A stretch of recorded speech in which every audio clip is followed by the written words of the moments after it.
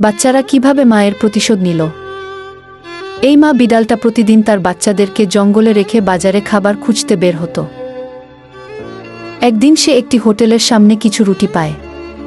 যখন সে রুটিগুলো তুলতে গেল, তখনই একটি কুকুর মা বিড়ালটা থেকে রুটি কেড়ে নিতে চাচ্ছিল। বিড়ালটি কুকুরের সাথে মারামারি করে। বিড়ালটি আহত হলো, কিন্তু তার বাচ্চাদের জন্য রুটিগুলো নিয়ে জঙ্গলে ফিরল। পরে মা বিড়ালটি বাচ্চাদেরকে রুটি খাইতে দিল এবং বাজারে ঘটনা বাচ্চাদেরকে বলল। এক সময় মা বিড়ালটি মারা যায়। বাচ্চারা কান্না করতে থাকে। পরে বাচ্চারা পুলিশের কাছে গিয়ে অভিযোগ করে, কিন্তু প্রমাণ না থাকায় বাচ্চাগুলোকে পুলিশ তাড়িয়ে দেয়। পরে বাচ্চারা ভাবল তারা পুলিশ হবে এবং তার মায়ের প্রতিশোধ নিবে, যার কারণে তারা হোটেলে কাজ করে টাকা জুগিয়ে পড়ালেখা করে।